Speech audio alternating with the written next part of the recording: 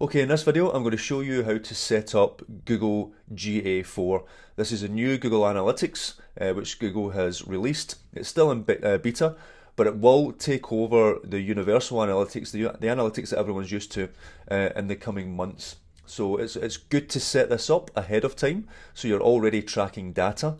That way you're not just starting from fresh when you get round to Google Analytics, Universal Analytics being switched off.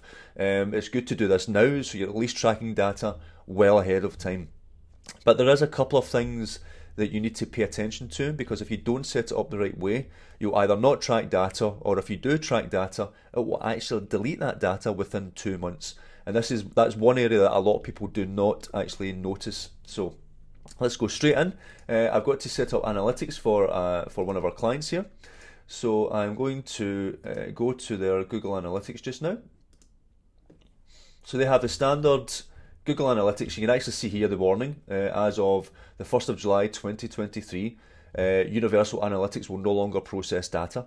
You have to use the Google Analytics 4 property. So what's best is to run both at the same time just now, because there's a lot of software out there that haven't taken advantage of Ga4 or haven't integrated it properly with it yet. So it's good to run both at the same time, and I would do so now, so like I say, you're at least collecting that data. So what I'm going to do is go into admin of the Google Analytics, and I'm going to set up a Ga4 setup assistant. You'll see that here under your property. So I'm just going to click on that, and I want to create a new Ga4 property. So let's get started. I'm just going to create property,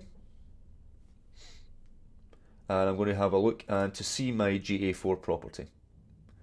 So in here, if I now go into my Google Analytics, you'll see I have my Universal Analytics and I have my Ga4. It's basically a one-click button, and that sets it up for you.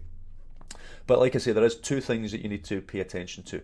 So first thing I'm going to do is go into data streams. And here you can see here that the stream has been set up. There's no data yet because we're still to install it. But one thing that has thrown a few people is this number here. They think that that is the Google ID number for Ga4. It's actually not. If I click in, you'll see this. And people think it's a stream ID, and I've seen people copy this code to add to their website in Google Analytics and Tag Manager. It's actually the measurement ID you need. So this is the one that you need. So I'm just going to copy that just now.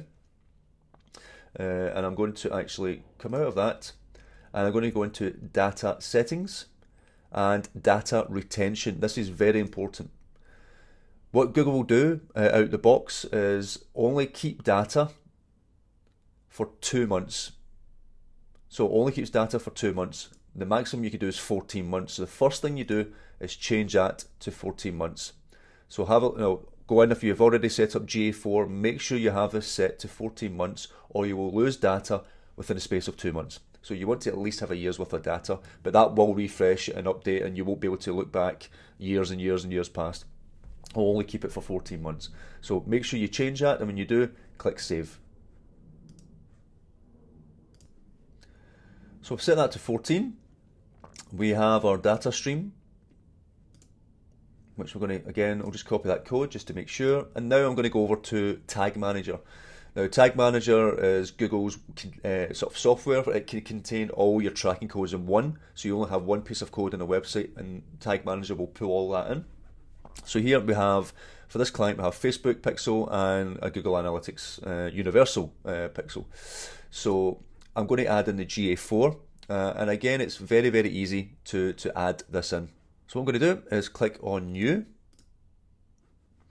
click on Tag Configuration, and I'm going to set up a Ga4 configuration. And here we paste the code that we just copied, our tracking code. If you go back here, this measurement ID is what goes into here.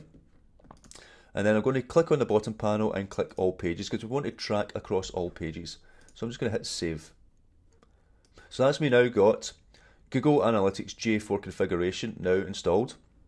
The one thing I want to just double check as well is under variables, I want to configure the built-in variables. So these are the ones that come in as default for Tag Manager, but there's a lot more that we want to track.